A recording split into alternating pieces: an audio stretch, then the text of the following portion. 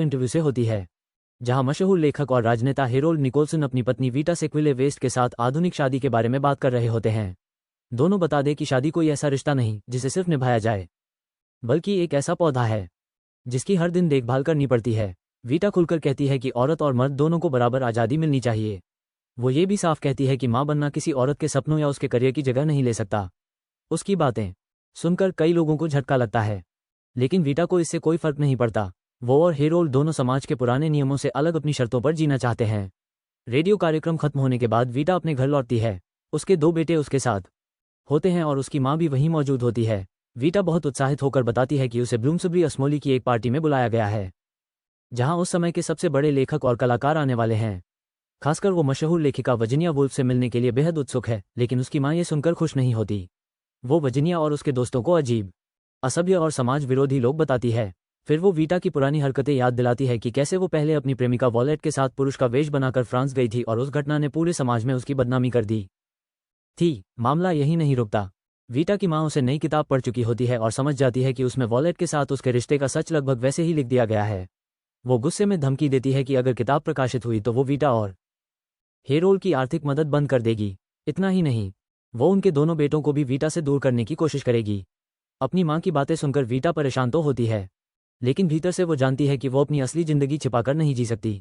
मजबूरी में वो प्रकाशक से किताब रोकने की बात मान लेती है, लेकिन उसके मन में आज़ादी अभी भी वैसी ही रहती है। उधर ब्लूम्सबरी की पार्टी शुरू होती है। वीटा वहां पहुंचते ही चारों ओर लगे चित्रों और कला को बड़े ध्यान से देखने लगती है। तभी उसकी मुलाकात चित्रकार डंकन ग्रांट से होती है। बातचीत के दौरान डंकन उसे अपनी पत्नी की बहन का बनाया हुआ एक चित्र दिखाता है। वो चित्र वर्जीनिया वुल्फ का होता है। वीटा उस तस्वीर को देखते ही कुछ पलों के लिए खो जाती है। तभी डंकन उसे असली वर्जीनिया से मिलवाने की बात कहता है। कुछ देर बाद आखिरकार वीटा की मुलाकात वर्जीनिया वुल्फ से होती है। वर्जीनिया पहली नज़र में बहुत शांत, गंभीर और अपने ही विचारों में डूबी हुई दिखाई देती है। दोनों के बीच किताबों पर बातचीत शुरू होती है। वीटा वर्जीनिया की तारीफ करती है, लेकिन वर्जीनिया हल्की मुस्कान के साथ कहती है कि ज़्यादा बिकने वाली किताबें हमेशा महान नहीं होती। उसकी बात सुनकर वीटा मुस्कुरा देती है। दोनों के बीच पहली मुलाकात में एक अजीब सा आकर्षण और जिज्ञासा पैदा हो जाती है। पार्टी के दौरान वर्जीनिया एजंक वीटा को एक अलग तरह का अनुभव कराती है। वो वर्तमान पल के बारे में बात करने लगती है।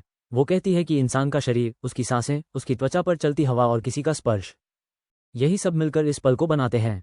अगर हम सच में इस पल को महसूस करना सीख जाएं, तभी जीवन का असली अर्थ समझ पाएंगे। वीटा उसकी बातें बड़े ध्यान से सुनती रहती है। उसे महसूस होता है कि सामने खड़ी औरत बाकी सभी लोगों से बिल्कुल अलग है। उसकी सोच भी अलग है और दुनिया को देखने का तरीका भी। अगली सुबह वीटा अपने पति हेरोल्ड से वर्जीनिया के बारे में बात करती है। वो साफ कहती है कि उसे वर्जीनिया बहुत पसंद आई और वो उसे अपने लेखक के छोटे से क्लब में बुलाना चाहती है। हेरोल्ड इस बात से खुश नहीं होता। उसके अनुसार वर्जीनिया का स्वभाव बहुत कठिन है और वो लोगों को मानसिक रूप से थका देती है। लेकिन वीटा उसकी बात अनसुनी कर देती है। उसे लगता है कि दुनिया वर्जीनिया को गलत समझती है और वो उसे और करीब से जानना चाहती है। इसी बीच दूसरी तरफ वर्जीनिया अपने पति लियोनार्ड और उनके साथ अपने प्रकाशन संस्थान होगार्थ प्रेस में काम कर रही होती है। वहां काम करते हुए भी उसका दिमाग लगातार लिखने और सोचने में लगा रहता है। लियोनार्ड उसकी तबीयत को लेकर हमेशा चिंतित रहता है, क्योंकि उसे अक्सर तेज सिरदर्द और मानसिक थकान की समस्या रहती है। फिर भी वर्जीनिया लिखना नहीं छोड़ती। उसके लिए लिखना सिर्फ नशा नहीं, बल्कि जीने का तरीका है। कुछ समय बाद वीटा वर्जीनिया को एक लंबा पत्र लिखती है। उसे स्वीकार करती है कि पार्टी में जाने का उसका सबसे बड़ा कारण सिर्फ वर्जीनिया से मिलना था। वो लिखती है कि वर्जीनिया बाकी लोगों से बिल्कुल अलग है और उसकी बुद्धि इतनी तेज है कि उसे समझ पाना आसान नहीं। आखिर में वो उसे अपने लेखकों के क्लब में शामिल होने का निमंत्रण देती है। जब ये पत्र वर्जीनिया के हाथ में पहुंचता है तो वो उसे ध्यान से पढ़ती है। लियोनार्ड तुरंत मना कर देता है। उसे लगता है कि ऐसे सामाजिक कार्यक्रम वर्जीनिया को मानसिक रूप से थका देंगे। लेकिन वर्जीनिया वीटा के बारे में जानने में दिलचस्पी लेने लगती है।